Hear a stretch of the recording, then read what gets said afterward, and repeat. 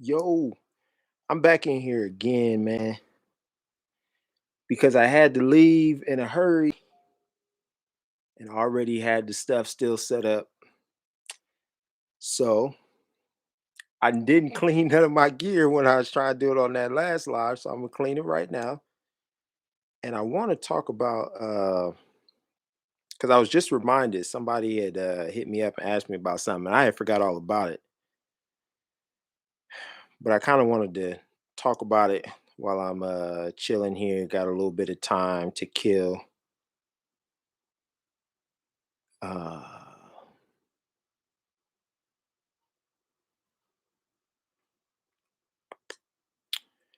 Yeah, got a little bit of time to kill. So I figured I would jump back on here for a hot minute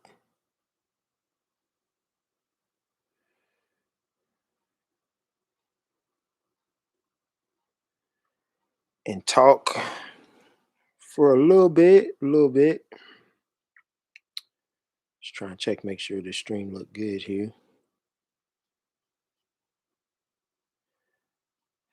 Jim, what's up, man? Man, I think it's been a while since you caught me on a live, brother.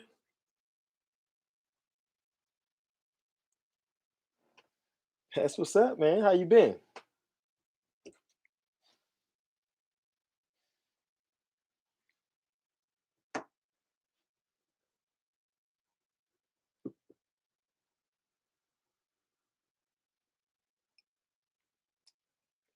So while I clean my stuff and hopefully I have success actually cleaning it this time, I gotta focus. Doing good is 5 here. Trying to set up a group FB page. Okay, that's what's up, AP.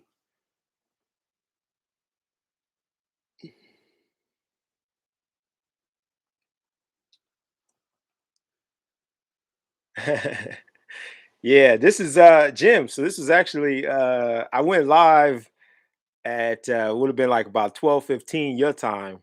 And I poured this in and I was live for about an hour, then I had to jet. So I had a couple of meetings I had to go to. So now I'm back. I had a little bit left, so of course I gotta finish it. I normally don't let it sit, but time escaped me and I had to leave quite abruptly. So it was what it was. Yeah, this is I tore the label off, but this is it's Basil Hayden. It's actually really good, really smooth. I like it a lot.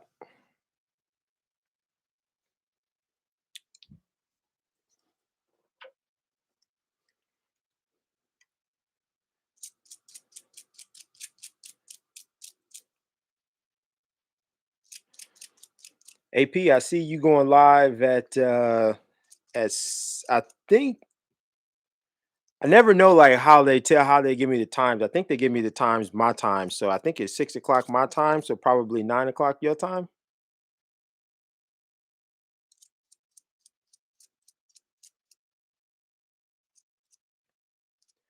Hassan, what's up, brother? I am doing good, man. It's Friday. Man, I have no complaints.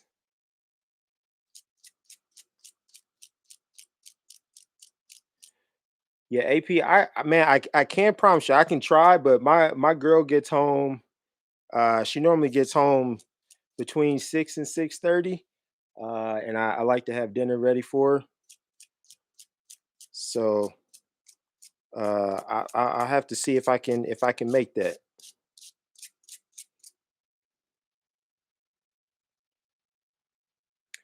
Man, this is just it's just a brush that I got from the grocery store, man. Like I've went through like a bunch of different ones just trying to find something that works out best for me, and this is the one that does it. I think it's like a detail brush or something like that. I don't know, but it works really good. So normally what I do is so I have my blower.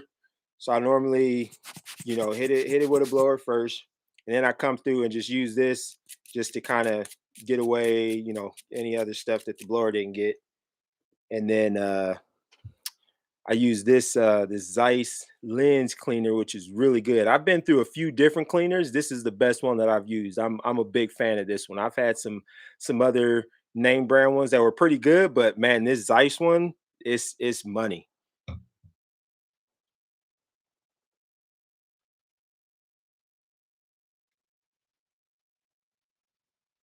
Oh, okay. Yeah, AP for sure. Yep.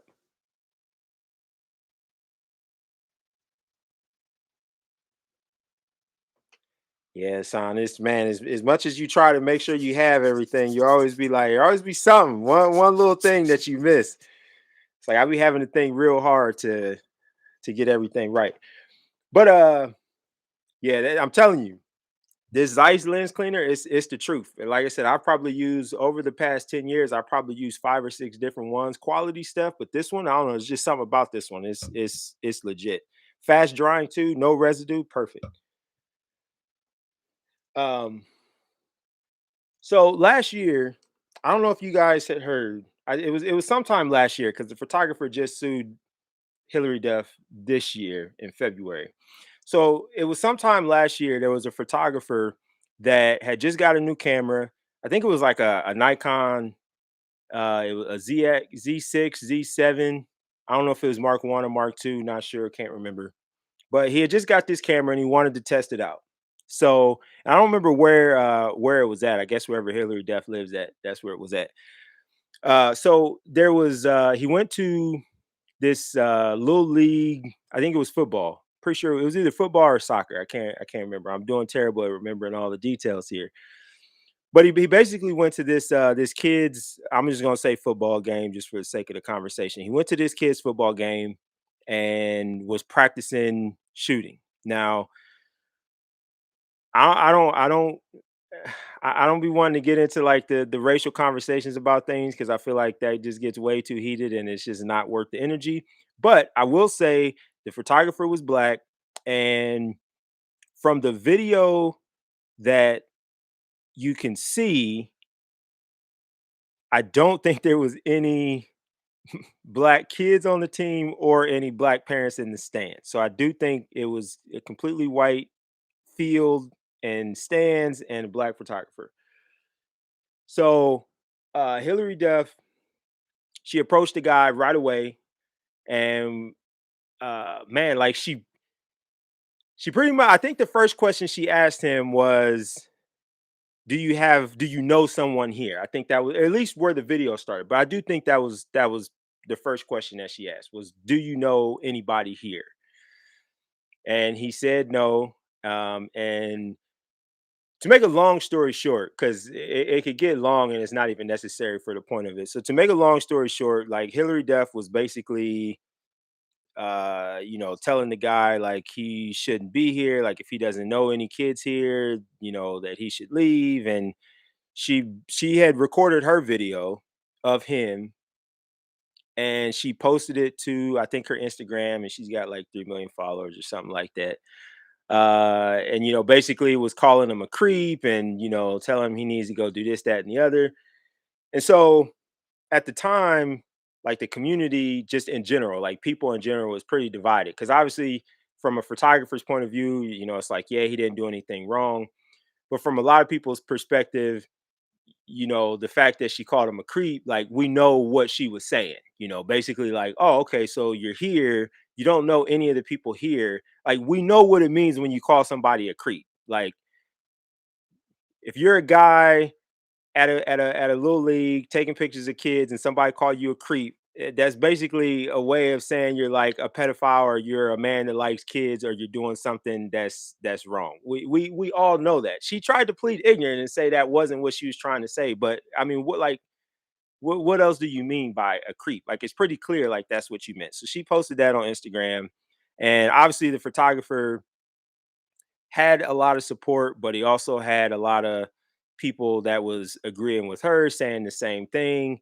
And he came out and said, that it was detrimental to his business, which I could definitely see that, because in the court of public opinion, if people think that you're doing something to kids or you're a creep, like that's very detrimental. So he ended up suing her in February for defamation, which in my opinion I think is valid, because regardless of how you feel, when you're in a position where you have 3 4 million followers and you're, I use this loosely, but she still would be considered a celebrity.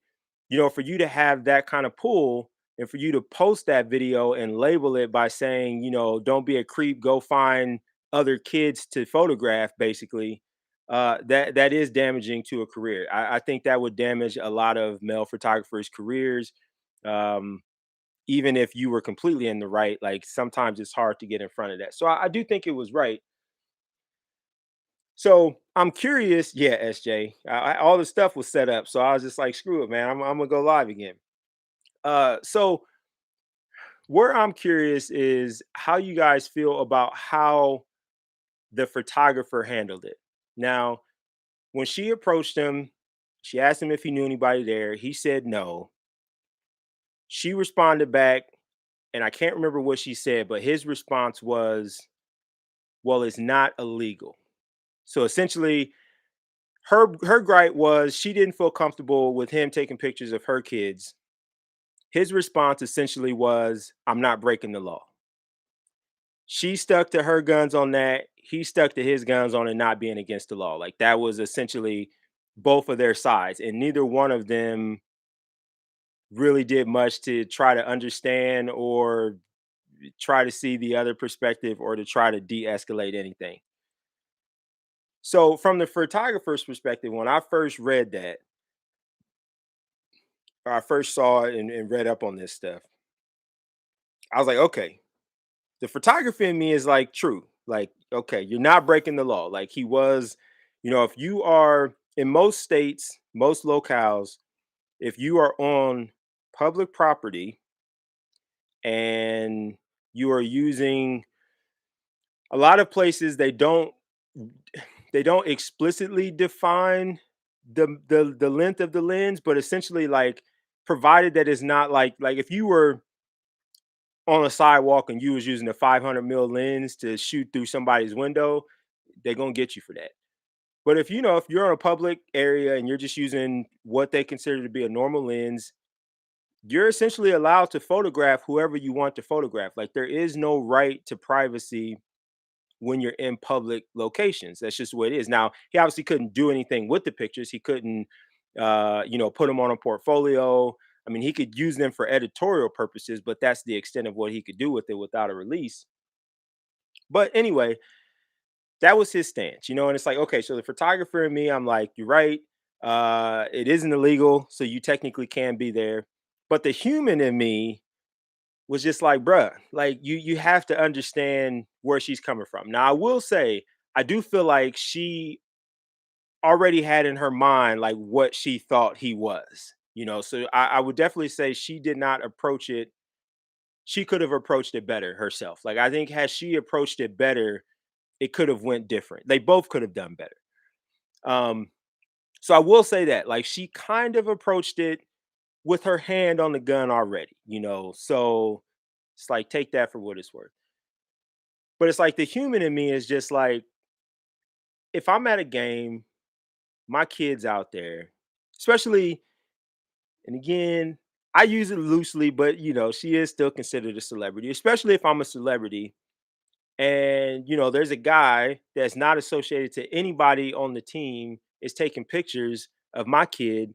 I'm gonna have a problem with that too. Like that's just real talk. Like I don't have kids, but if you have kids, and I have a lot of family. I've grown up around kids. Like when it comes to kids, as an adult, like you do everything you can to protect kids. And when it comes to that sort of thing, it's like as a celebrity, you're already having to deal with paparazzi and such that you really don't have any control over. So when your kid's at a game and it's something that's very low key, yeah, I would get very, very defensive of that myself. Um, so I understand like where she was coming from, and for me, I like. the photographer wasn't wrong. Like again, I think they both could have handled it differently. So I definitely want to be very clear about that. I think they both could have handled it differently. But I think as a photographer, he should have went about it different. It's like you're never going to get the outcome you want when you use the "it's not against the law" rebuttal. Like people don't care whether something is against the law. Like if you do street photography and you take a picture of somebody and they catch you taking a picture of them and they approach you and they're pissed off, telling them that you didn't break the law is not going to de-escalate the situation. Like that's not going to make it better. And at the end of the day, it's like, well, how beneficial is that picture? You really can't do much with it anyway, right? So if you take a picture of somebody and they don't like it and they're pissed off, just delete the picture. So for him, I just think, having the approach of, well, it's not against the law. It's like, okay, but if that was your kid and you didn't feel comfortable with somebody taking their picture and that was the response that they gave you, it's not against the law. Like, how would you feel about it? So I think as photographers and I guess, really just people in general, but as photographers, um, I feel like we do have to be understanding of other people. And it's always tough because like every situation is different. So it's not like you can just always bend over backwards for everybody. Like sometimes there's certain situations where you have to stand your ground. There's other situations where it's better to fall back. There's other situations where it's better to be neutral and not have, any thought on it. We get that. So nothing is clear cut. But in this situation, it's one of those, especially in a climate right now. Would it have been worth her calling the police showing up, the situation potentially going far left? We know that could happen. We've seen that happen. So, you're out testing. I totally get it. Like when you're testing new stuff, like sometimes you need people. You need actual people. Like you can only do so much, shooting stationary objects and mannequins and stuff. Like sometimes you just need actual people and you need movement. So I get it, but um yeah, it's really just like sometimes it's just not worth what can come from that. You just have to think like, this isn't that serious. It's not that big of a deal. So I definitely think, she should have approached it differently. She should have handled it way differently. But I think for him, he could have done it differently as well. Cause really, in a situation like that, if somebody is thinking that you're being inappropriate with kids, when your response is, I'm not doing anything illegal, I don't want to say it makes you look guilty, but it doesn't really make you look stand up. Like it's kind of like instead of just being like, oh no, I'm definitely not trying to make you feel comfortable. I'm like, I don't care about the kids. I just need, movement. Instead of saying that, it's like the rebuttal is, well, it's not illegal. Oh, okay. So that makes it all the way better then, right?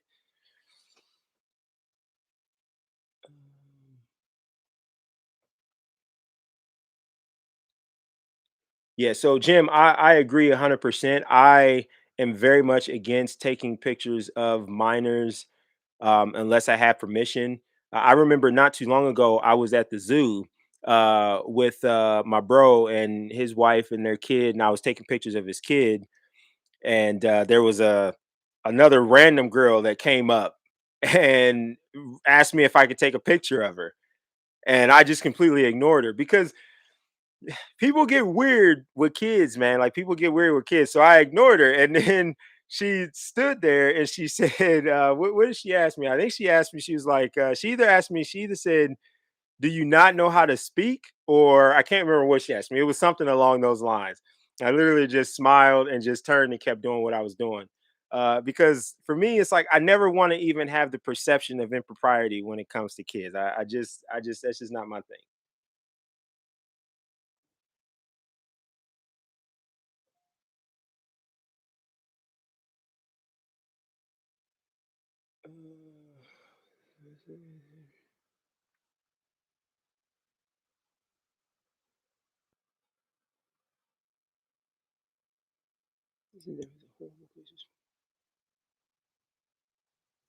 So yeah, Sebastian, I would agree 100%. I think as parents, you definitely do what you have to do to protect your kids. Where I feel like she did the wrong thing was posting about it on Instagram. I think that's where she messed up. Like how she handled it at the time, she could have approached it differently. She could have came at it with a softer tone. Like I know, maybe she had a bad day. Maybe, who knows what was going on. I get that. So she could have had a softer tone, but like, you take all that away, it's like I get it, right? You know what I'm saying? You're trying to protect your kids. But where I feel like she messed up was the Instagram post. Like that wasn't necessary. Like the situation at that point, the situation was over. You know what I'm saying? Like it had ended. That was behind her. So for her to still post about it, post that video, and then label him a creep, that's where I feel like she messed up. As a parent, that's not necessary because essentially that was saying, I feel like he's inappropriate when it comes to kids, and I want to let you all know that he's inappropriate when it comes to kids. Like it wasn't necessary to put him on blast on social media like that. She could have just kept it on the field. It was done. It was over. I'm pretty sure he said like after that interaction, like after that video, he left. It should have ended there.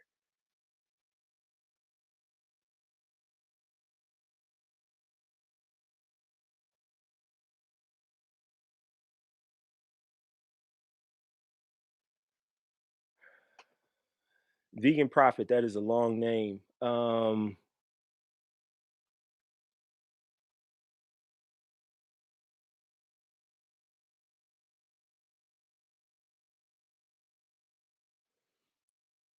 Yeah, I mean, yeah, I don't, yeah. All I can say, yes to that. Yeah, yeah. um,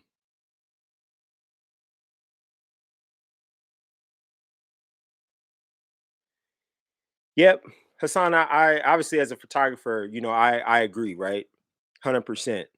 Um, but I just think as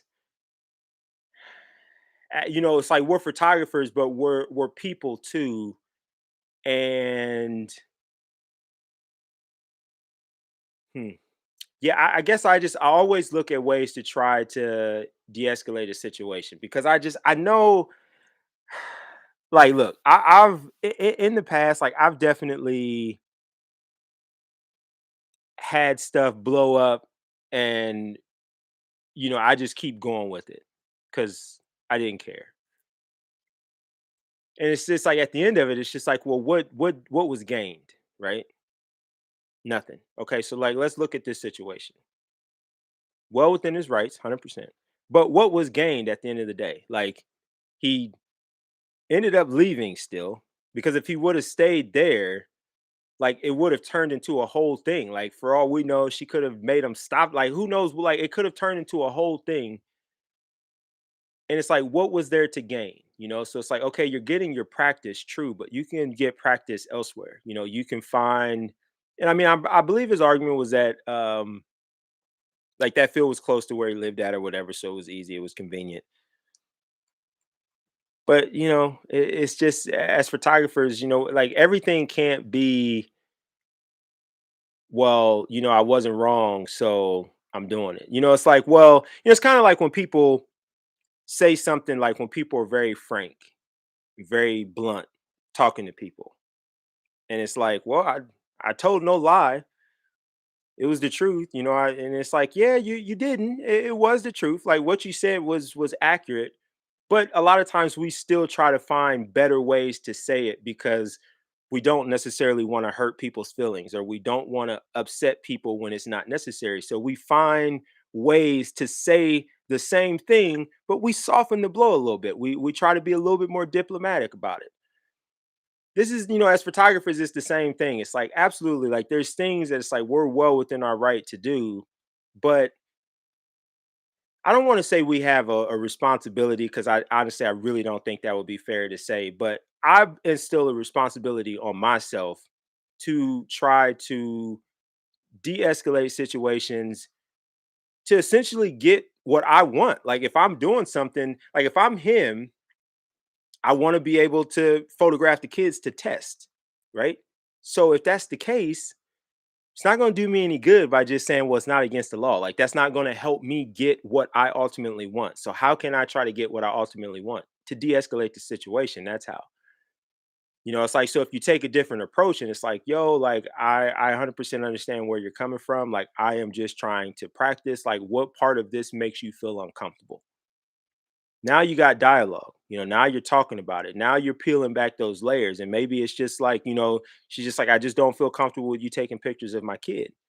Okay, well, which one is your kid? Like, is it okay if I just you know what I'm saying? Like there's conversations to be had to where at the end of it, she feels comfortable enough not to escalate it further, and then he still gets what he wants, which is to practice with his camera. By taking the approach that he took, he didn't get what he wanted. And he might not have been able to. She might have been so bullheaded that it wouldn't have changed anything, but I would have at least tried.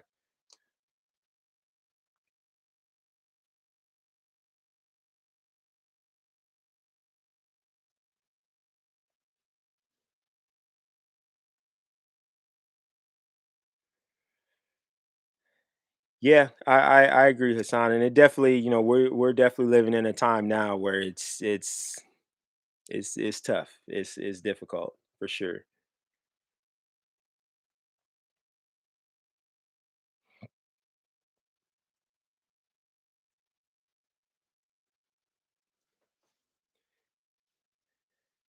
Gear is too expensive.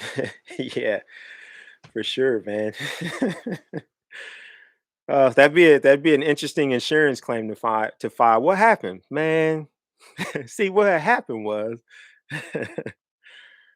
he could also offer her photos. Absolutely, that would have been a way to try to help. And again, some of like a lot of this, maybe it wouldn't have changed anything, but you could still at least try.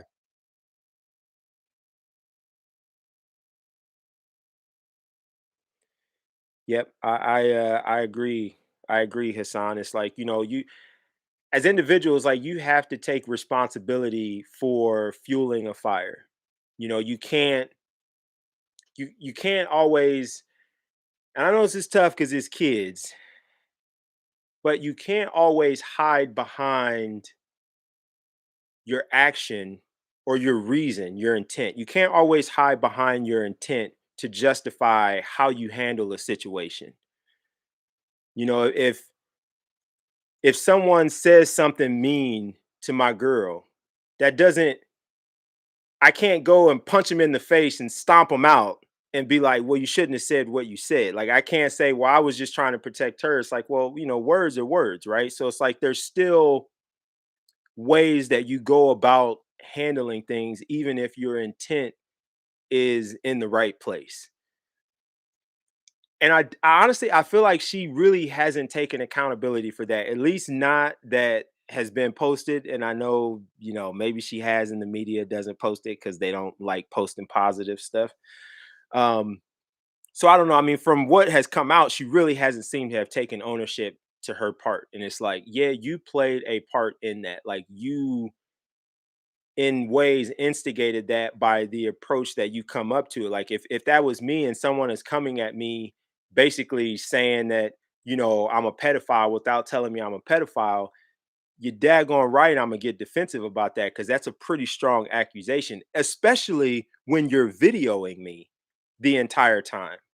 And you have some sort of following. Like you best believe I'm going to be defensive because I'm not going to have you make that kind of accusation and I just take that lightly. Like that is a very, very big accusation.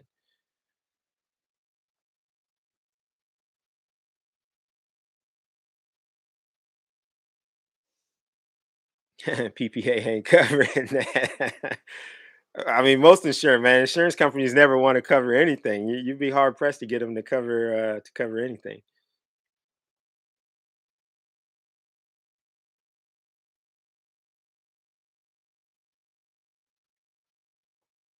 Yeah, that's true. That's true, vegan. That's true.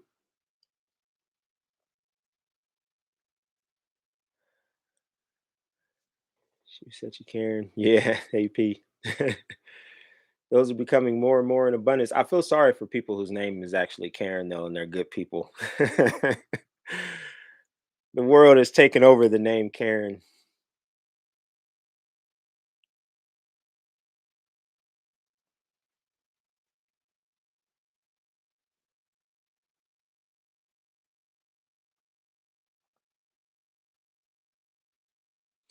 Yeah, Chris, that definitely is the right approach, and I think that typically it really goes a long way no matter what, because usually, I don't know if I can say usually, but there definitely are times where just having that conversation and letting people know and getting that approval, people appreciate that.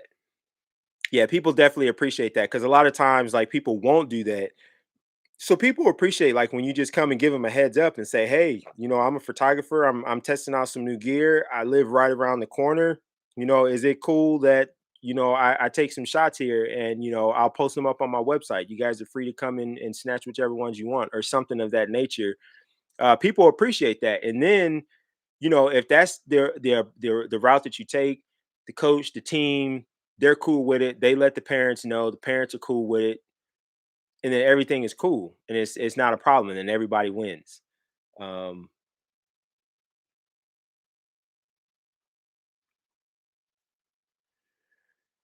New Will Smith, what's that in the? Oh, this is it's Basil Hayden.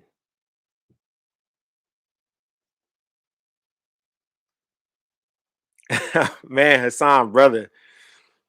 Man, bruh, man, I almost was gonna say I feel your pain, but I can't say I feel your pain because I mean, I'm a minority, so to a degree, I feel your pain because I deal with stuff.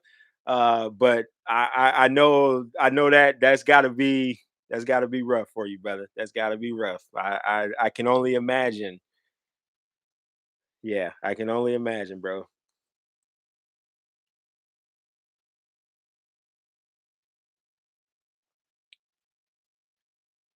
So for the folks that are in here, and that was really all I wanted to talk about. I just already had this stuff set up from when I went live earlier. So I came home, and I had a little bit of time to kill, so I thought I would jump on live here for a little bit. Won't stay on too long, but if you guys are photographers, what's your favorite lens? What's your go-to lens? One lens. If you had to have, not if you had, like, what's your go-to? Like, what's the one? If it's in your bag, if you had, three or four lenses in your bag, what's the one that you're grabbing the most?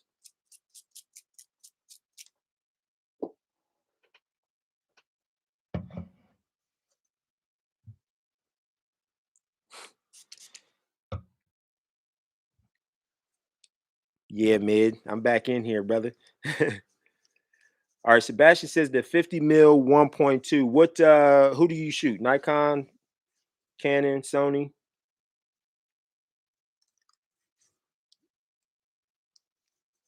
50 mil 1.2. So what about the 50 mil makes that your go-to?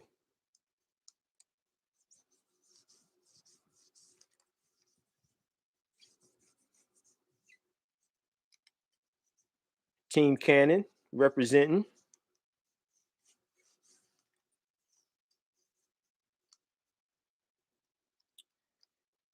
Mid with the 35 mil 1.4. So mid, why is that your go-to? I like the very shallow depth of field and specific look it produces. Now, so if you so you pick your 50, Sebastian, you pick your 50. Is that because you like the 50 mil focal length, or is it really the characteristics of your 50 mil lens that you like, and that's what makes you gravitate to that 50?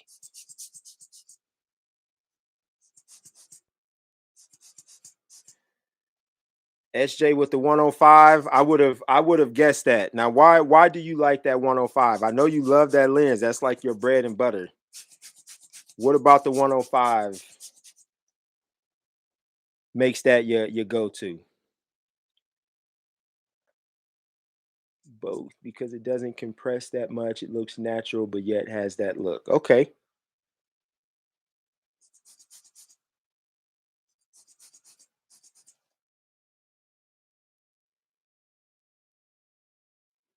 Hassan, the 65 F2. So that's probably Sony, right?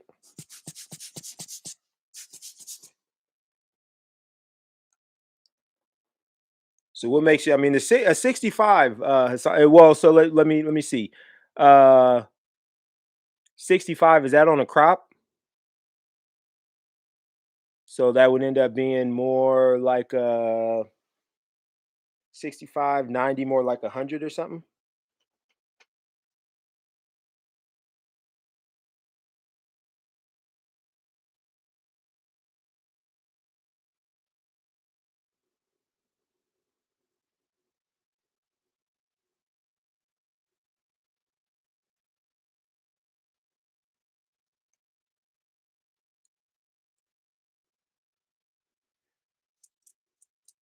Angel 85 1.2.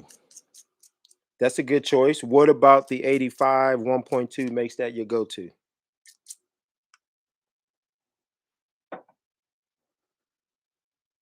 So my go-to, I'm with mid, I'm with T mid. My go-to is the 35 1.4 as well.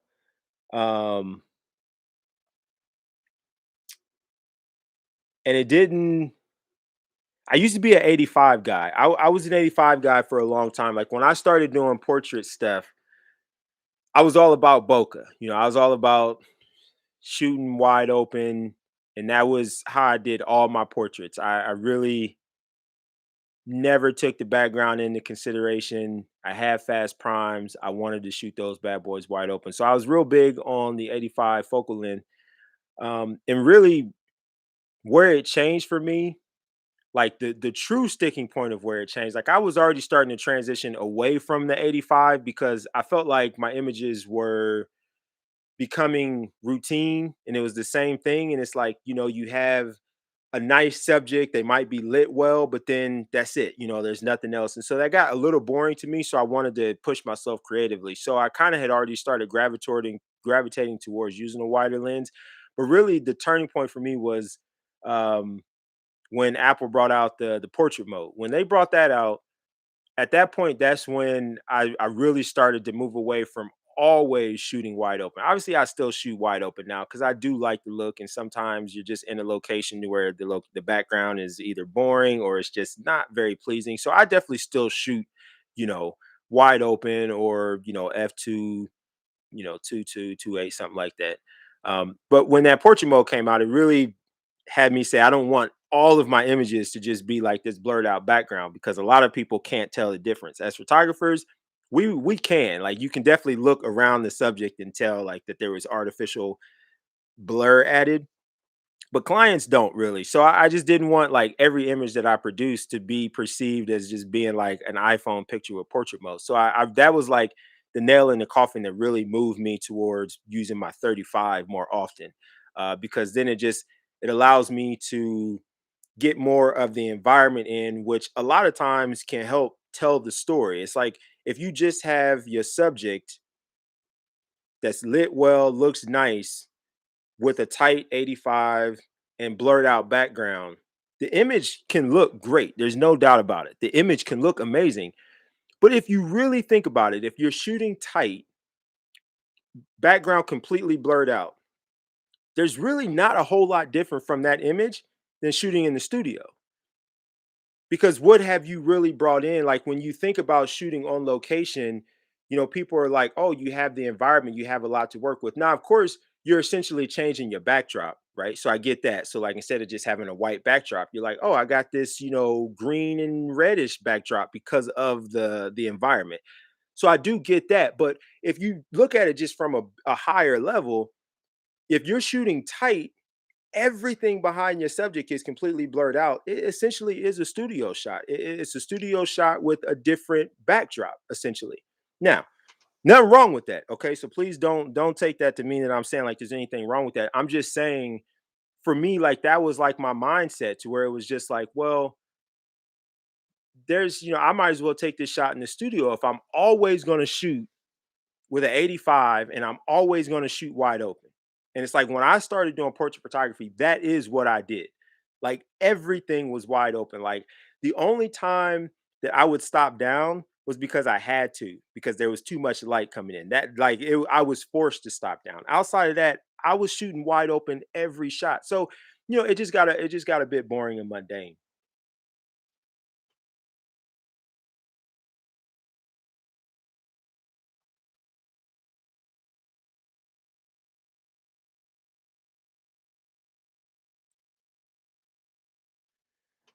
65 f2 for the L mount. Okay, and man, so the L mount, that would be crop, right?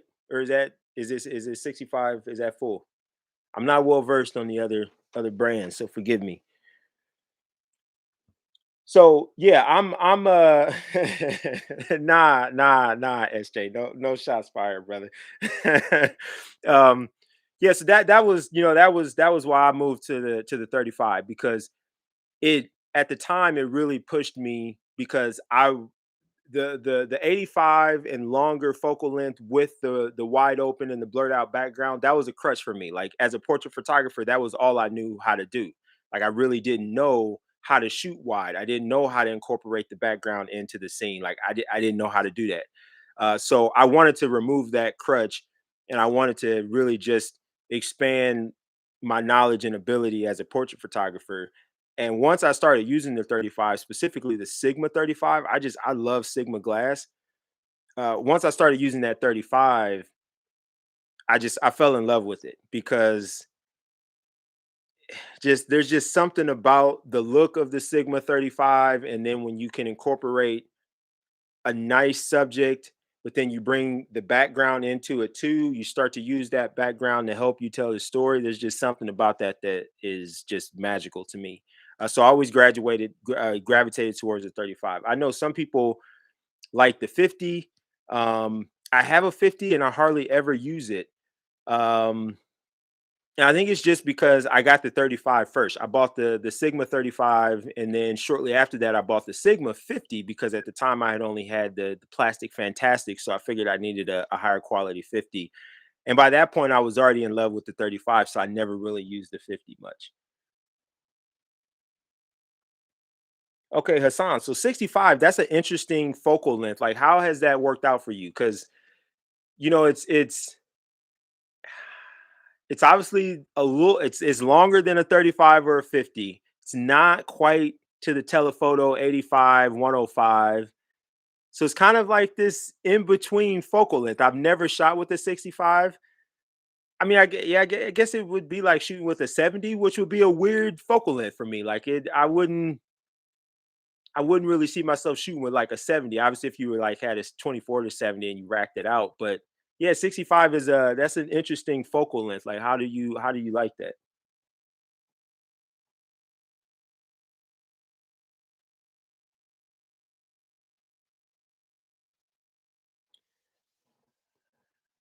Uh, for me, it's the 35 1.8. It's just a great all around walk around portrait, street, anything photography. Yeah, I would. To me, I feel like,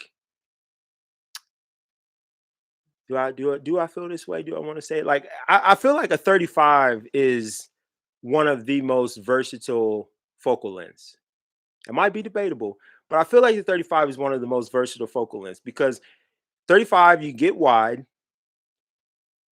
you can get close to your subject. So, you can treat it like an 85. Like, obviously, you're not going to be able to put them on the edge of the frame, but if you get close and you keep them in the center of the frame, you could definitely get in tight. I mean, you obviously wouldn't want to do like a headshot or something like that, but yeah, I think 35 is pretty versatile. The 50 would probably be more versatile for what I'm saying. The 50 would probably be like the ultimate versatile lens, because the 50, if you can back up far enough, you can essentially frame something like a 35, yet you can still get close. Probably a 50 is more versatile than a 35, but I just love the 35.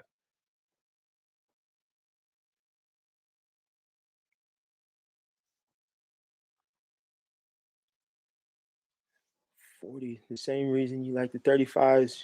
Yeah, yeah. I mean, I've never shot with the 45. I should, man, the next time we're together, let's compare the 35 to the 45. I'm curious to see, like, just what the difference is in field of view and just everything about it. Is SJ, is your 45, it's a Sigma, right?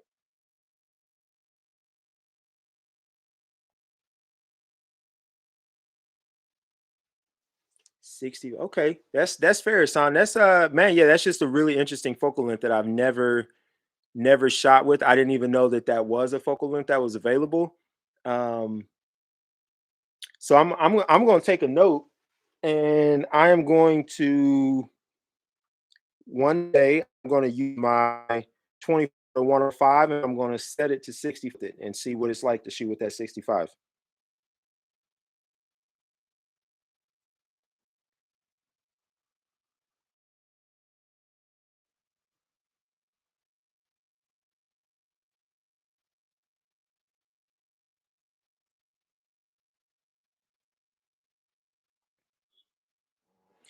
Taking notes. I'm definitely going to do that. If you have a trans, try the Sigma 65 f2 and the 92.8. Nope, 65D engines for L mount, Sony E mount. Well, Hassan, I'm a Canon guy. I don't know. I'd have to rent out the cameras as well. Okay, SJ Tamron. Okay, that's fair. Tamron's come a long way. For me, man, I know my boy SJ loves the 105. I know a lot of people really like the 105. Um, and I have a video already comparing the two. Okay, man, my bad, SJ. I thought I watched all your videos. I gotta go find that one.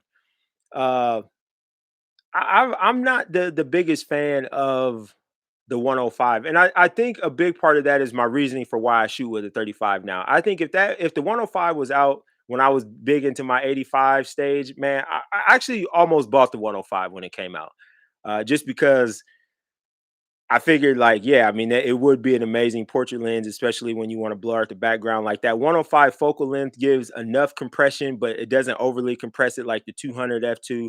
Like those 200 f2s they're phenomenal lenses, but there's a certain look to it that is cool, but it's also, I don't want to say it's gimmicky, but it just that will get old after a while. So like the 105 focal length is like just enough compression and it renders the background beautifully. So I almost bought it, but I didn't because I'm like, I don't need it. Like I wasn't even really using my 85 at the time. I was like, I don't need that lens. Like I'm not about to buy that thing. I came close. I had it in my B&H cart quite a few times. Um, but yeah, for me, just the 105, it's a bit long. When you're working with people.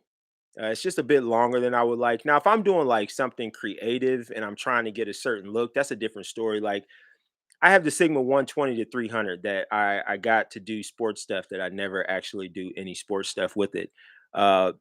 Huge lens, complete waste of money. Wish I didn't buy it. That was probably, yeah. I mean, that was on my list of like top 10 worst purchases. I definitely shouldn't have bought that thing. I regret it to this day. I should like I come close to wanting to sell it, but then I'm just like, I like it. But I use that sometimes for portrait stuff. I'll shoot it at 300 to do portrait stuff just because it completely annihilates the background, But I'm so far away from the subject that it's like I can never use that on like a client session or things where it's like me communicating with the model makes it's like I'm bringing that thing out to specifically get a certain look, and I'll use walkie talkies to communicate. Like that's how far away you are. Like if you're trying to do a full body at 300, you're in another state.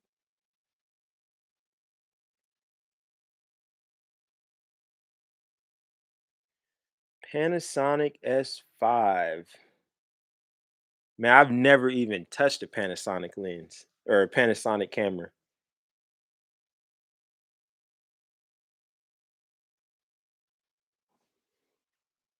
But yeah, I'll have to see if Sammy's around here if they have that. Sammy's doesn't tend to have a lot of they don't have a lot of they have a lot of mainstream stuff, but outside of that, they don't have a ton of stuff to rent. So I'll have to see. I don't think I would man, I'm so invested in Canon though. Like I would have to lose everything for me to switch because it just, yeah, I've always shot Canon. So I mean, even if I was to get that and I'm just like, yeah, these colors are great. I mean, man, they'd have to knock my socks off to get me to leave the Canon ecosystem and switch over. What's the autofocus like though on Panasonics? Because they don't have that great of autofocus, right? Yeah, there's something about that 300 mil SJ. It's a look that I love, but it just, yeah, it's just not practical for everyday use, especially mine, because for one, it's huge. The thing is ginormous and it's heavy. Um, but yeah, it's like I'm literally having to yell to the subject, and it just doesn't work. You gonna get that with that 80 1200?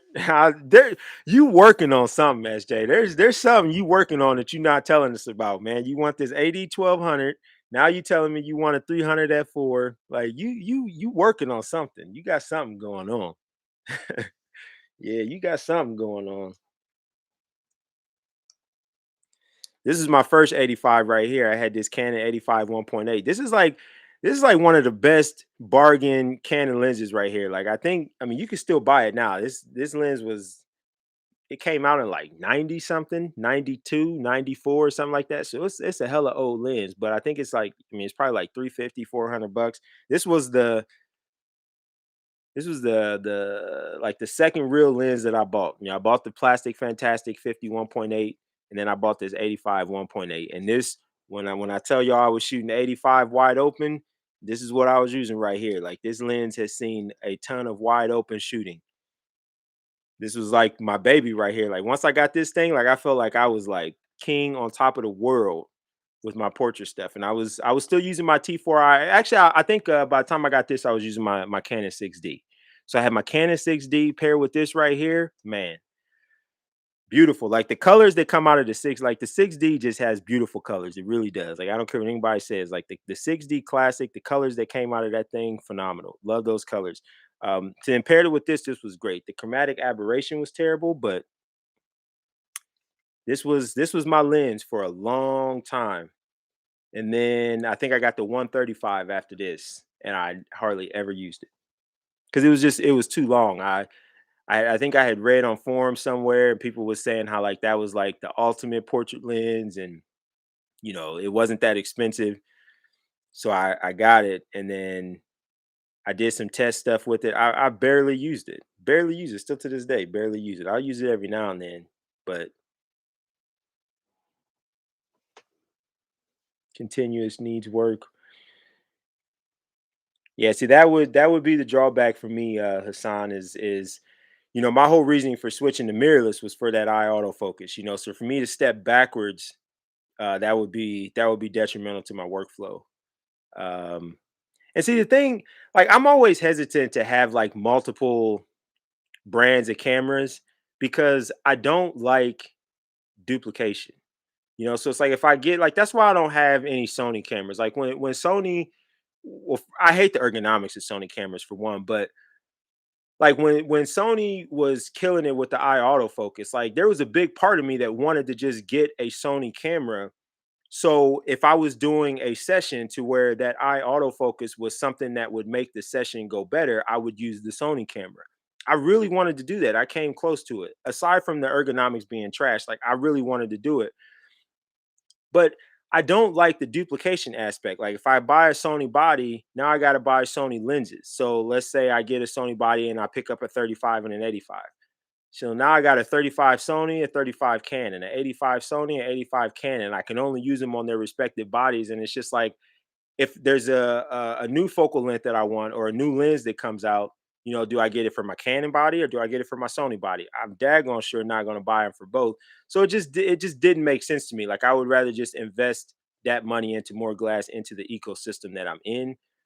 Um, but that's just me. Like I know a lot of people these days definitely dual shoot. I know a lot of people that use Canon for stills, Sony for video. So it definitely makes sense. It's just I'm just weird. I just it wasn't something that I ever wanted to do.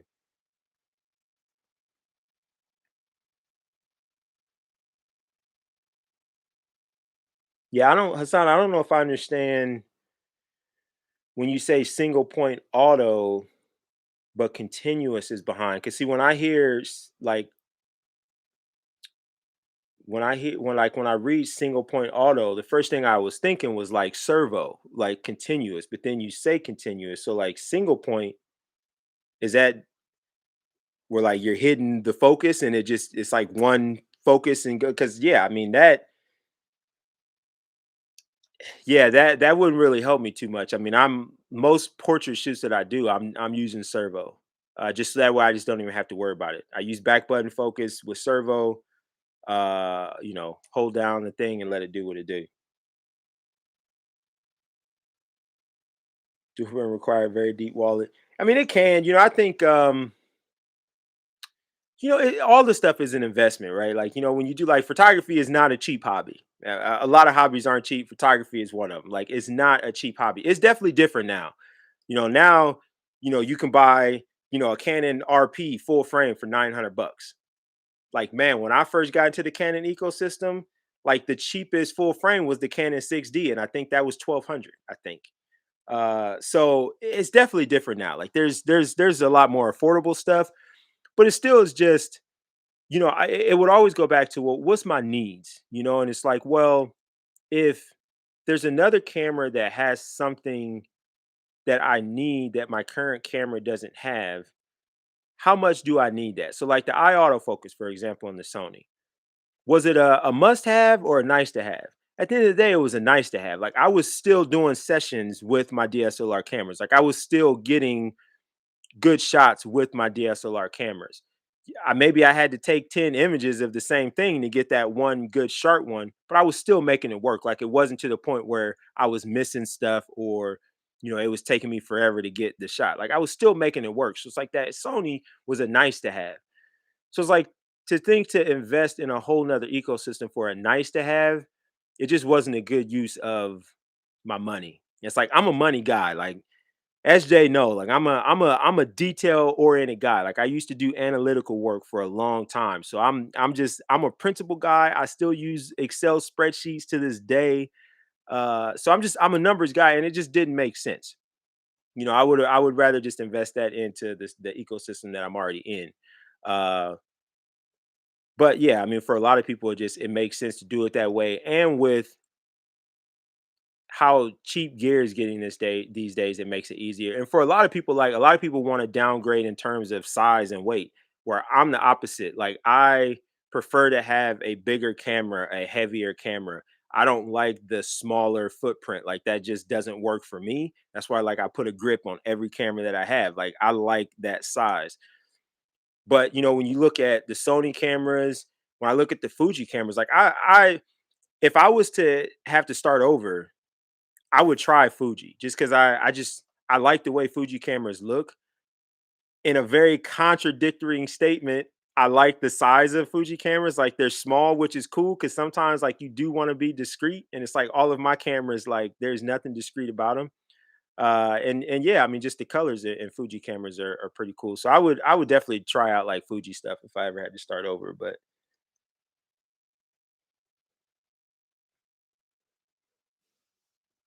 But yeah, I mean, everybody, you kind of get whatever works for you.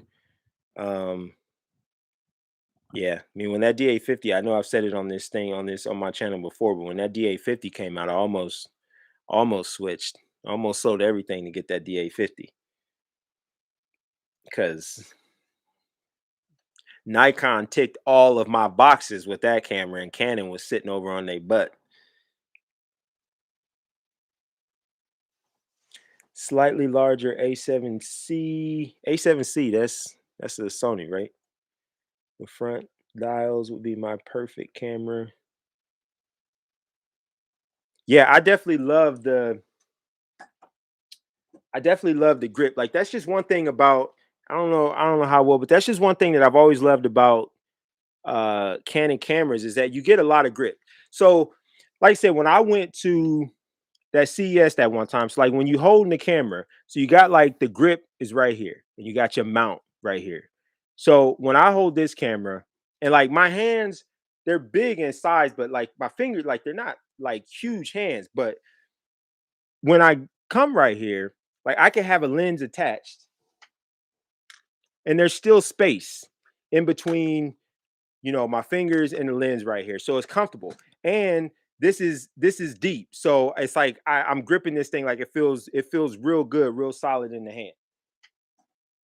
Just about every Sony camera that I've ever picked up, the biggest problem is there's not enough grip. So when I grip this camera, like, I'm not getting enough in the grip. So it's like, I barely get the grip there. And then literally my knuckles hit the lens. So I can't even get my hand in there without hitting the lens. It's just not comfortable at all. And that was the biggest turn off for me with Sony cameras, and I never really looked back from that because I don't think they've really fixed that. Yeah, Hassan, every camera that I have, I grip. Because um the problem is if I don't have the grip, this pinky just has nowhere to go. It's just kind of floating there. I gotta like try to squeeze it all in here, and that's just not comfortable for me. And I like to be able to have the grip so that way when I shoot portrait, yeah, when I shoot portrait orientation, I don't always like to hold the camera like this. It's just nice to be able to just hold it this way. That way I can keep my arms in so I have that stability and I can still do what I need to do. Versus being this way, I just don't have that same level of control. And depending upon like how much shooting I'm doing, this gets tiring after a while. Especially like if you got a big 7200 on there or something like that, like it gets tiring. Like holding this up and it's like, man, I'm not as young as I used to be. Like my body, it doesn't do me as good as it once did. So it's just nicer to be able to have the grip and I can still keep my elbows in and be able to do what I need to do this way. And then it gives my pinky somewhere to go. So yeah, I grip every camera that I ever buy. That's a part of the expense. If I'm looking at buying a camera, the grip is just part of it. Like I'm getting it all at the same time. Like I've never bought a camera and not bought the grip with it.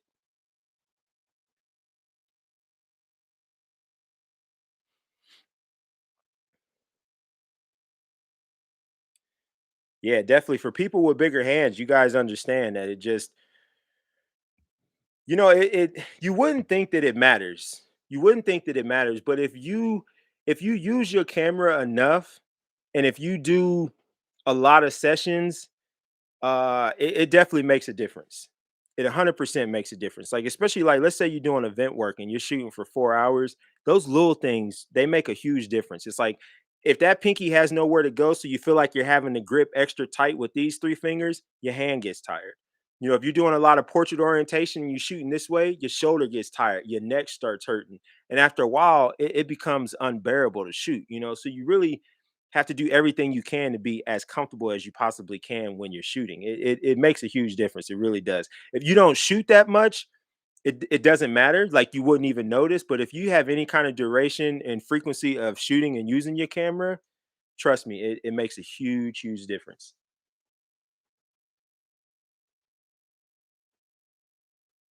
Yeah, the only thing I don't like is that it's hard to find cages. I'm looking to pick up a cage for my 5D4, but it's hard to find cages for with it gripped, unfortunately. Uh, Yeah, the struggle is definitely real on that. I'm trying to get into doing more video stuff. Like I really want to up the production on my videos for next year. So I have a laundry list of video ideas. I was inspired by T Mid to just come up with a lot of ideas for some videos. So I really been like racking my brain over the past 2 weeks on trying to come up with video ideas that are fresh and creative because I feel like right now like the content on YouTube, unfortunately, is not what it used to be. And it's hard to find good quality YouTube videos now. Like a lot of it is all the same. A lot of it is very cinematic, B-roll heavy, and markety, sales markety, where it's more or less like pushing products versus just giving quality content. There's no knock at all. You know what I'm saying? Like those people, like it's a hustle. I always respect people's hustle. So that's there's no problem with it. But for me, like those just aren't the kind of videos that I'm into that I want to watch. So the same way that they're always like, if you want to see change, be the change that you want to see. That's how I feel about YouTube. It's like if I'm not happy with the videos that is getting put in front of me, then I'm gonna make the videos that I want to see. That was the reason why I started the channel in the first place. Like I wanted to be able to put out the videos that would appeal more to me because they probably would appeal to other people as well.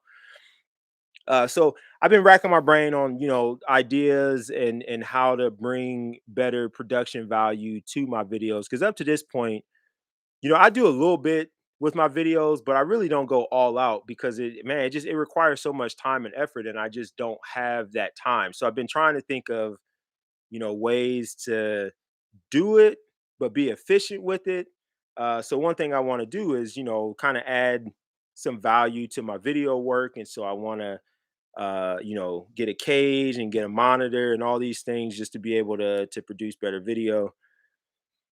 But it's a lot of stuff. It's a lot of stuff, and there's a lot of expense that you question if you really want to invest it, because I don't really know. It's like YouTube is not my primary source of income, so at any given point I could just decide, hey, I'm done with YouTube. So it's kind of tough, and it's like, you live in LA, like it's expensive here, so you got to be smart with your money. Between those cameras, yep. Let's see. What AF drive mode on the R5 allows the white box with the arrows to track the eye without half pressing the shutter? It works for me in one shot, but not servo.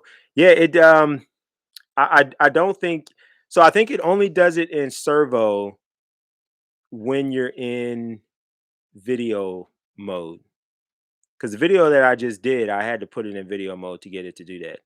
Even if you have continuous focus set to, you have that enabled in stills mode, it will still focus, but it just focuses on a box. It doesn't do the eye detect unless you're pressing, doing focus essentially. So either half press, or if your back button focus hitting that.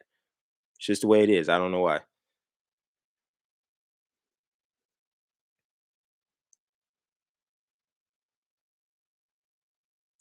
Brought to you by Squarespace. Man, every time it's bruh, it's so funny you say that, because I'm a business guy, so I get that aspect of it. You know what I'm saying? Like you wanna make your money. But every time I watch a video and it starts with, I want to thank our sponsor, Squarespace, and now it's PPA. Now everybody's being sponsored by PPA. And here's why I really have an issue with it. And it really isn't that serious. But the reason why I have an issue with it is because these same people that are pushing PPA now, I've never heard them talk about PPA on their channel prior to being sponsored by PPA. Then all of a sudden, now the video is sponsored by PPA, and now it's the best thing in the world. And I've been a PPA member for 5 years. I've literally never heard you talk about PPA ever. You know what I'm saying? Like I use Squarespace for my website. I've always used Squarespace. I love Squarespace. Like if Squarespace ever reached out to me to sponsor me for a video, I would definitely take it, because I rock Squarespace. Same way if Adorama ever hit me up and wanted to sponsor some glow products. Like y'all see behind me, like I got a whole shelf back here of glow modifiers. Like I legit use glow modifiers. So if they want to hit me up and sponsor me, I'm gonna take it, because I stand behind that stuff. Like I actually use it and you see it. Like I've talked about using Squarespace before. Like if I'm gonna take a sponsorship, the people that have been rocking with me on my channel, y'all gonna know I've been rocking with them already. So y'all gonna be like, oh, he finally secured that bag from Adorama, or he finally secured that bag from Squarespace. Like y'all gonna know I was rocking with them before I ever got that sponsorship. But a lot of videos, it's like I've never heard them talk about it before they start getting sponsored. And then it's like it goes from Squarespace, now it's PPA. It's like, then what's gonna be next? It's like I get it, but every time I'm watching a video and it starts with that way, I'm already like turned off, because I'm already thinking like, is this going to be a video that's got any real good content, or is it just going to be all cinematic stuff and that's it?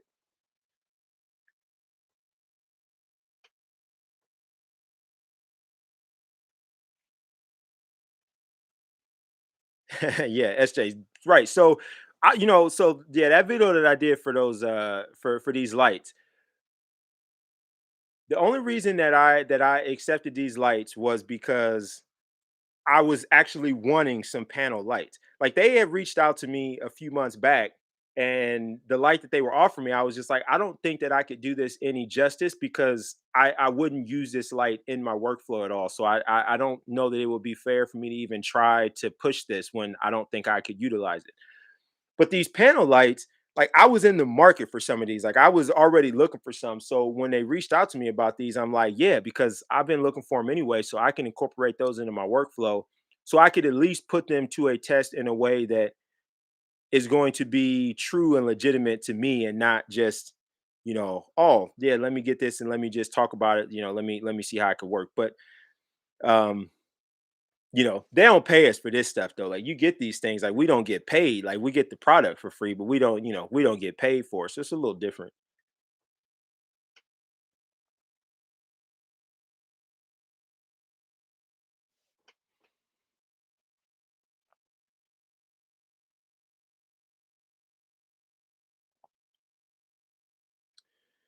Yeah, RBJ, I'm telling I really don't know why that is either. I didn't even notice that until I was making my autofocus video, and then like trying to figure out like what was going on, and I actually wasn't sure if the 1.5 firmware screwed something up or not. I never really paid attention to it because usually when I'm shooting, like I'm hitting the focus button, so I don't even think about it, don't pay attention to it. But yeah, for some reason when you're in stills in servo, yeah, it doesn't do it. That might be a bug. It seems like it would be a bug because especially if you have it set to continuous focus, which means it's trying to focus all the time, you would think it would still do it, but doesn't. Yeah, man, those Westcott lights. Yeah, and there's a lot of controversy with those Westcott lights because apparently they ripped the product from some Chinese company, which is kind of when you say that you're like, well, who doesn't rip a product from a Chinese company? But yeah, they call some flack. But yeah, the Westcott lights things are a big deal now. It's like I like I said, I get it. I totally get it. It's just I just wish that people were a little bit more. Man, I don't even want to say forthright because it's not like they're not being, but it's like, when I did these panel lights, at one point in the video, I'm like, everything that I'm talking about is not inherent to these lights. Like it's not like you have to have these lights to be able to get the stuff that I'm doing. Like these lights are softer than other panels that I've used. But it's like I'm not gonna push them and make it seem like, these are the only lights. Like you have to get these lights if you want that. It's like I'm always gonna be real and transparent. You know what I'm saying? It's like these are a great option, but if you got something else, would you be able to do the same thing? Probably. You know what I'm saying? But a lot of these people, like with these products, they push them like, this is if you want this, you have to use this. And I just, yeah, I just don't. To me, I'm just like the hype is crazy. Like that's I won't go into that 36-inch Westcott beauty dish, the perfect beauty dish. I ain't even gonna go into that, but that should say enough of how I feel about that right there.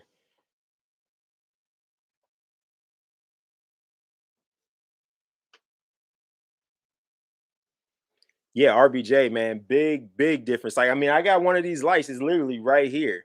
You know what I'm saying? Like, if I had a softbox on this, if I had to have a regular light with a softbox, like man, that softbox would be way over here. Like it's these things are just easy. Yeah, they're definitely just easy. That's what I like about them.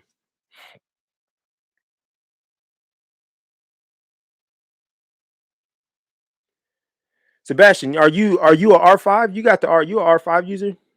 Cause man, I literally I got the R5 right here. We about to see if I could figure this out. Cause yeah, definitely I noticed exactly what RBJ is saying. I noticed that when I was doing that video. So if it can be different, let's see what we need to change.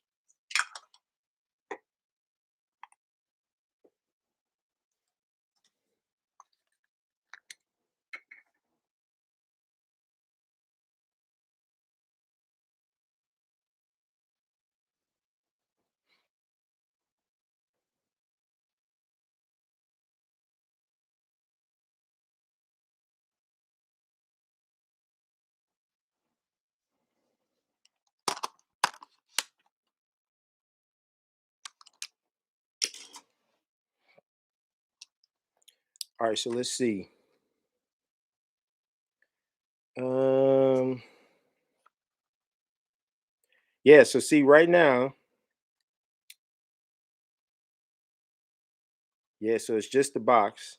If I hit the AF, then it kind of starts doing this thing. Now, obviously, I don't have a person. Yep, man, I could go get my mannequin, but I'm not gonna do all that. But yeah, so right now, if I just have it on servo and I have it on continuous focus, yeah, it's just a white box. All right, hold on. I'm gonna be right back.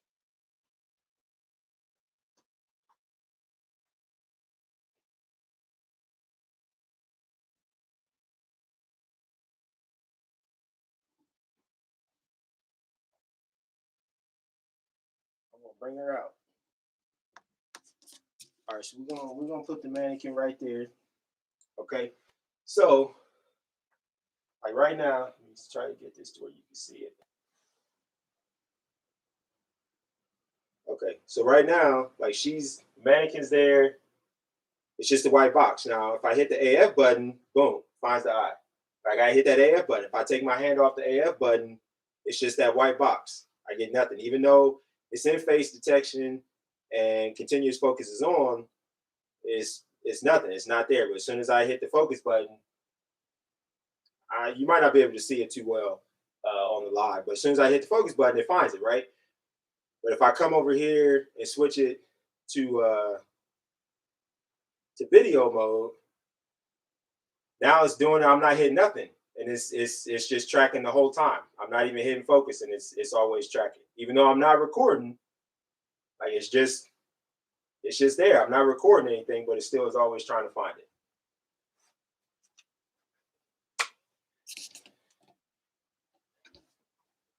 And I just realized y'all probably didn't hear any of that because my microphone is all the way over here.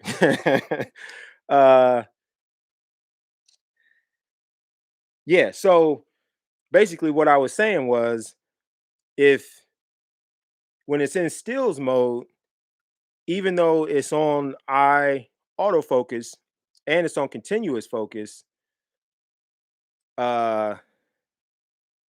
it's just the box. Like it doesn't, if I don't hit the focus button, like there's nothing on the eye. As soon as I hit the focus button, yeah, it obviously is on the eye versus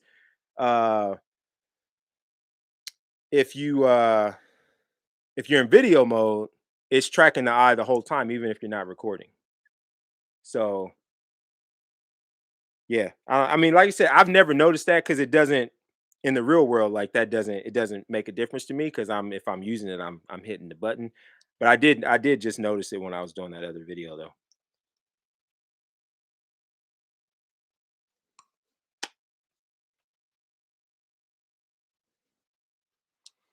though. So RBJ, you saying if it's in one shot, it'll track even if you're not hitting the button? See, to me though, that doesn't do much because if I want to track the eye, I would want it to be in servo.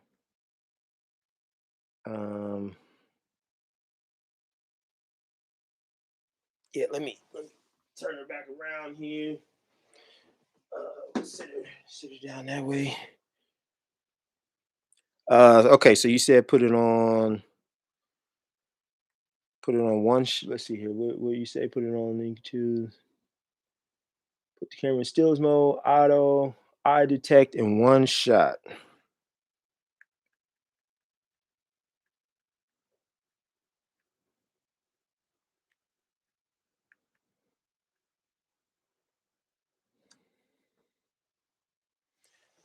All right, let's see. Of course, that's too close.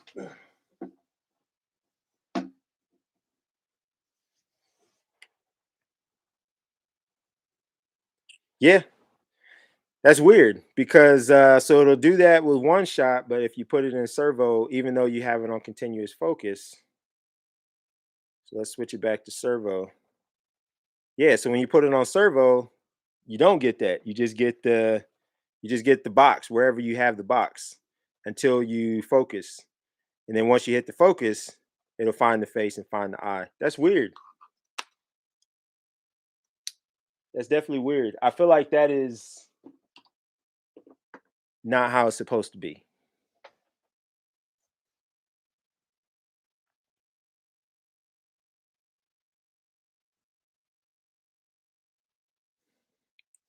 So RBJ, are you saying yours does what I just said, or are you saying it does different? So what I just found was if you have it set to eye autofocus, continuous focus, one shot, it tracks the eye even if you're not hitting the focus button. If I change it to eye autofocus, continuous focus, servo, It does not track the eye unless I hit the focus button in stills mode, which seems weird to me. I don't like. You would think it would do the same in both. I don't know why it would not do it in servo. Which, like I said, it doesn't. It like for stills, it doesn't. It doesn't really matter for me because I would just be focusing anyway. But it's weird. It's weird that it's like that though. Like it doesn't. Like I feel like that's not by design. Like I feel like that's a bug because like the whole when you have it set to continuous focus, which I normally have turned off most of the time because it's annoying when I'm just carrying the camera and the lens is just trying to focus, but it's literally trying to focus no matter like all the time. So why wouldn't it be trying to find the eye when you have continuous focus set, even if it's set to servo? Like it's trying to focus all the time, so it still should be tracking it. I definitely think that's not. Yeah, I definitely think that's not the right thing. Okay, so bad. I'll have to. I took Instagram off my phone. I'll have to log in from the computer. Yeah, it's definitely weird. I don't know. Like I said, I've never noticed because typically, if I'm shooting stills, I would just be hitting the focus button, so it wouldn't even be something. And I pretty much always shoot in servo. I rarely go to one shot because I do portrait stuff, so I'm almost. I mean, 99% of the time. Uh, yeah, 99% of the time I'm shooting in servo. Because if one shot finds an eye and allows you to choose which eye and subject, yeah, why wouldn't it do that for servo? Like, why would servo be any different? Like, servo is just essentially continuous tracking of whatever it is you want it to focus on. So you would think you would have the same option. Obviously, it changes when I actually hit the focus. It does it no matter what. But yeah, the things you learn about the cameras, right? And y'all like I've never noticed that before. So I don't know if it was like that before the 1.5 firmware or not. I've never certain things you don't really pay attention to until it's like when you take your car into the shop and then you get it back and you start hearing the noise and you're like, was it already making that noise or did they mess something up? You know?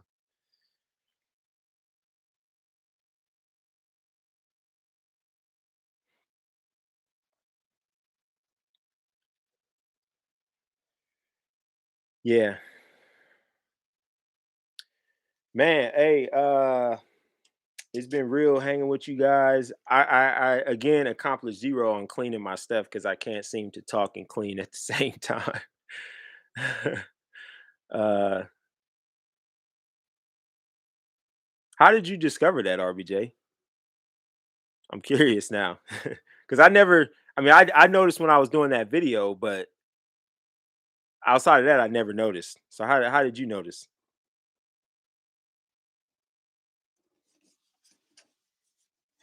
Put the mannequin up here. This is one of the best purchases I've ever made for photography stuff. Like this helped me a long way when I was getting into uh flash photography. She came in handy. And I still use her a lot of my videos because that way I can have consistency. I need to get a wig for her though. Cause that bald head, boy, it'd be reflecting that light. I'll be using flash. It'd be too hot up here. So I need to put a wig on there. I don't want to go buy one though.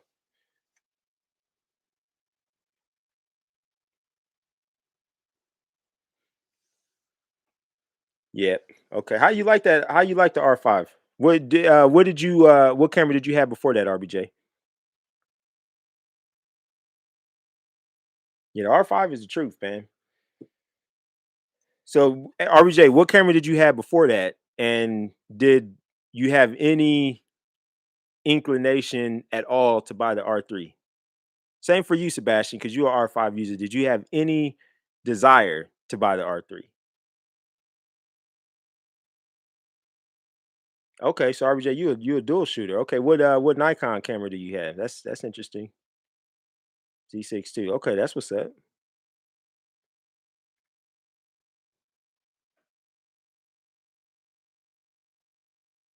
Yeah, I like Nikon stuff. I really do. Obviously being a Canon shooter, the um I like the button configuration of Canon better, but of course that's because I use Canon. So of course I'm gonna feel that way. And I don't like that the zoom ring is the opposite way on Nikon, but again, that's because I'm a Canon guy, so I'm used to what I'm used to. After leaving that Z9, kind of had a true competitor to the R5 in the mirrorless space. Yeah, no, I mean, prior to this Z9, I would have to agree. I think, Canon and Nikon were both late to the mirrorless game. Like Sony has had mirrorless cameras for a long time, actually. Um, so, Sony came out, they were doing their thing, like the mirrorless was like starting to get some traction, but I think Canon and Nikon,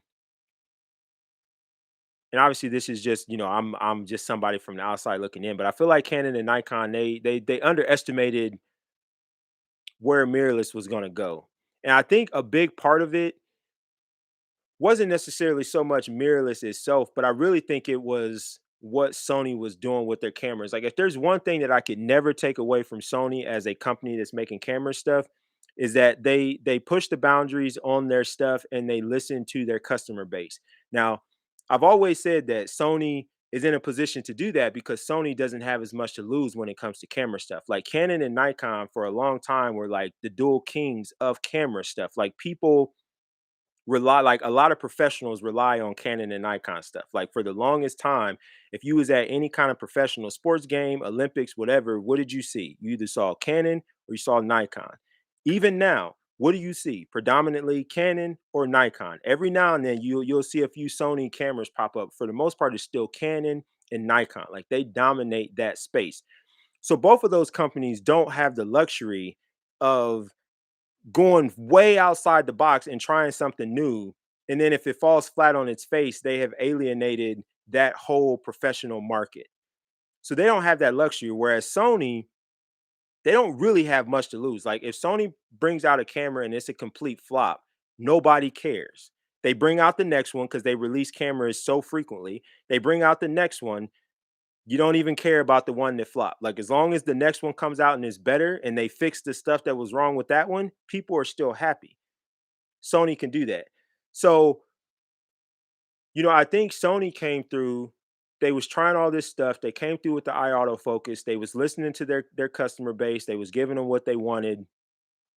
And I think that it was more or less that, and they just so happened to do it in a mirrorless body. Obviously, like the eye autofocus, that kind of really is a mirrorless thing. But a lot of the stuff that they were doing, like if they would have been able to do the same stuff in a DSLR camera, I don't feel like mirrorless cameras would still be the thing right now.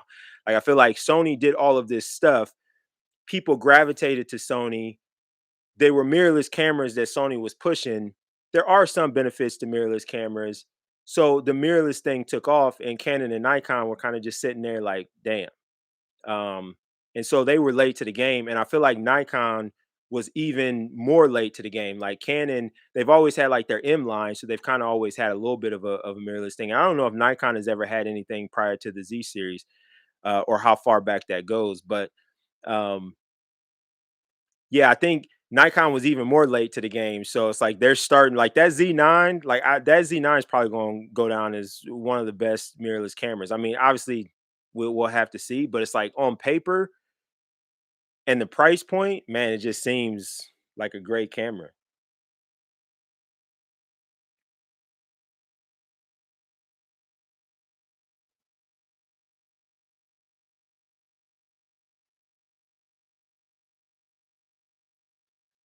Going to be the best. Yeah, I mean, yeah, the Z9, and the thing about like where I think the Z9 will still like, even if Canon were to bring out an R1, which don't know if they're going to or not, or even if you look at the R3, what I think is always going to set the Z9 apart was the price point. It's like if Canon brings out an R1 and I mean the R3 is 6,500. So let's say the R1 comes out and it's 8 grand. Well, at 8 grand, you would hope that like the R1 was better than the Z9. You know what I'm saying? Like it's $8,000 versus 55. Uh, I think the price point on the Z9 will always keep it in its own little segment where it's like for the price and for what you get, there's nothing on the market that compete. You know, you might have a camera that technically does something better, but when you take into account what the camera can do at the price point, I think that Z9 is going to be a beast. Time will tell. Obviously, we gotta see when it comes out and see what it could do. But I think it'll be interesting, and I think what I really want to see, like what I'm most invested in seeing, is with the Z9 just being completely electronic shutter. I'm really curious to see like how well it handles things like rolling shutter and that sort of thing. You know, the drawbacks of electronic shutter on your Canon and your Sony cameras. Has the Z9 mitigated all that to the point where they feel 100% comfortable and confident completely getting rid of mechanical shutter and going 100% electronic? I think that's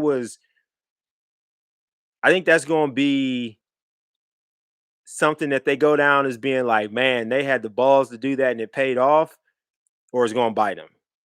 Because if the rolling shutter is a problem with that camera and you have no other option, there is no mechanical to fall back on, I think that's going to hurt the Z9.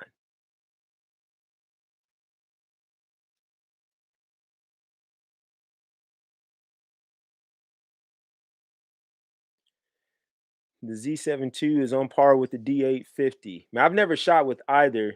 Uh yeah, RBJ, what don't you like about the Z7 II?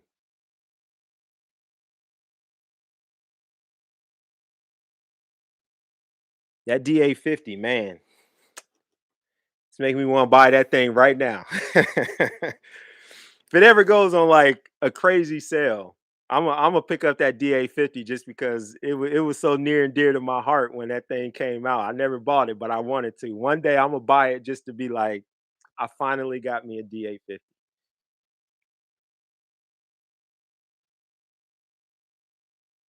Yeah, if they could pull it off with that Z9, I think it'll be great. But yeah, I mean, time will definitely tell on that. I would have to think that if they committed to going 100% electronic, that they figured most of that stuff out. You would think, um, but it's gonna hurt them if they didn't. It's gonna hurt them. That'll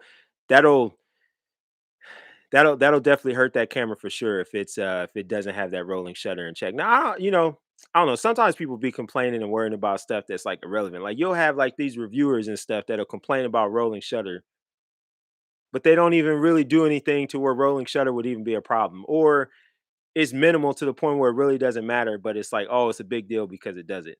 I get tired of uh seeing all the videos where people are always talking about the ibis wobble in the R5 and the R6, and it's just like, I get it, it's a problem, but it's like, is it really that big of a deal? Like, turn ibis off, or if you don't want to turn out, like, use a tighter like, I don't know. It's like nothing is perfect. It's like if there's an issue, figure out a way to work around it, or if you can't figure out a way to work around it and it's that big of a problem, get a different camera.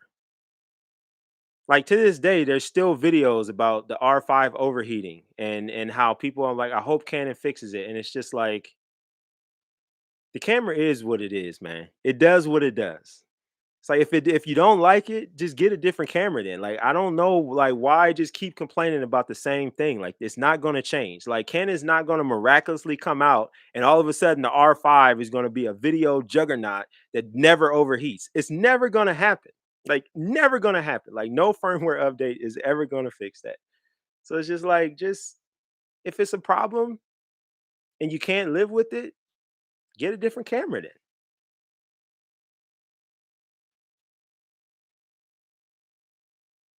What about now though, RBJ? Because didn't they just release a firmware update for the Z7 II, or was that for the Mark ones? Because SJ just tested the Z6, but I think that was the Mark one. So maybe they only updated the firmware for the Mark ones, the 6 and 7 Mark ones.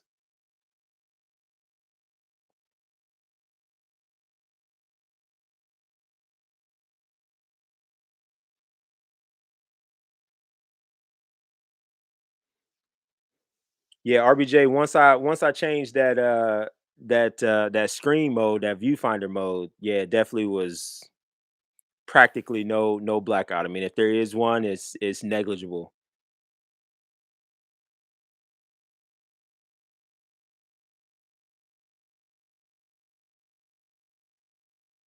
So was that firmware for the Mark twos? Where was it for all of them? I wasn't sure if it was just for the Mark ones or the Mark twos or all of it.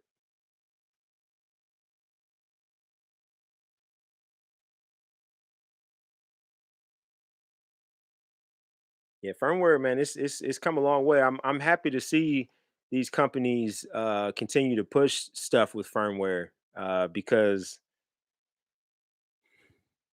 in the past, you would get like maybe some bug fixes, things like that.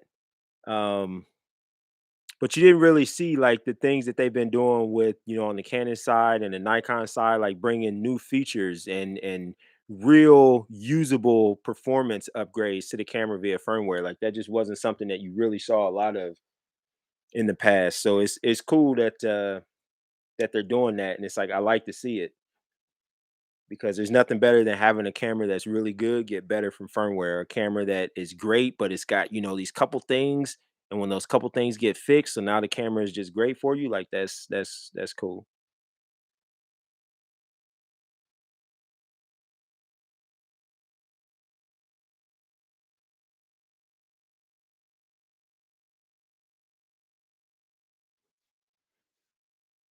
Yeah, SJ, you got the Z6 Mark One, right? So, man, RBJ, you got the R5, but you might not be enough of a Canon guy to answer this question. But the Z6 and the Z7, what DSLR Canons would those be comparable to? So like the R5 was kind of like the mirrorless 5D4, the R6 was like the mirrorless 6D2 basically for all intent and purpose. What would be the equivalent of Canon DSLRs for the Z6 and Z7 Mark II? Same thing? Like the Z7 was supposed to be the D850 and the Z6 was supposed to be set D750, D650? Like, I don't know the difference between the Z6 and the Z7. Like, when I hear people talk about them, yeah, I don't really know, like, how does that equate to, like, what's the differences between the 2 cameras? Like, what's the price point difference? I could Google it, but if y'all knew off the top of your head, it's just easier. Man, my focus, there we go. Focus was struggling over there. Oh, okay, so the Z6 is crop?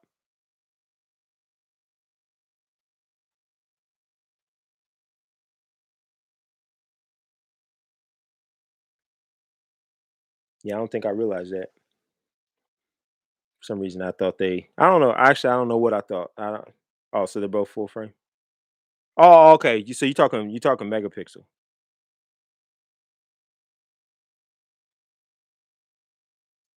Gotcha. Yeah, yeah, yeah.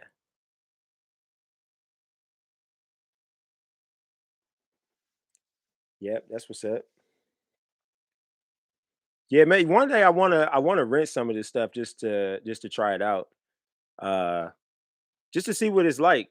Man, this camera just keeps getting fixated on my hat. I mean, I know I got Brutus Buckeye up there, but the 6D2 autofocus is not that great. But yeah, I wanna try some other cameras just to try them out, just to see what it's like to shoot with them. Like when I was back home in Columbus there, I got to shoot with the I think it was I know it was a Mark II. I think it was the Z7 Mark II, I think. SJ, which camera did mid have? Was it the Z6 Mark II or the Z7 Mark II? But I got to shoot with that camera, and I mean, it was obviously I did terrible with it because I don't shoot Nikon, but I mean, it definitely felt good in the hand, and I mean, it seemed like a cool camera.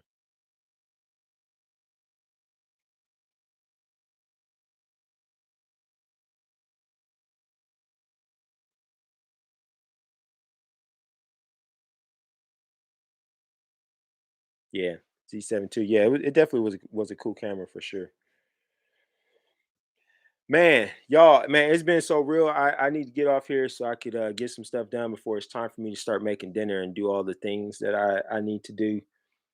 So as always, man, it's always a pleasure talking to you guys this way. I definitely love the lives. I love interacting with you guys, and I always appreciate your time because I'm nobody. So for you to even give me a little bit of time just to talk to me, I really appreciate that. So much love, appreciate it. I do not know. Wait, no, next week. No, no, I keep thinking Christmas is next week. So no, I will be back with the lives next Friday. Christmas week, I don't know if I'm gonna go live or not. Uh I may, but I'm not sure. Because I think, man, isn't Christmas on Friday? Like 2 Fridays from now? Or is Christmas on Saturday? I can't remember. Um, but yeah, so everybody have a great Friday, have a great weekend, be safe, get out there, enjoy the world. Till next time, take care. Holla.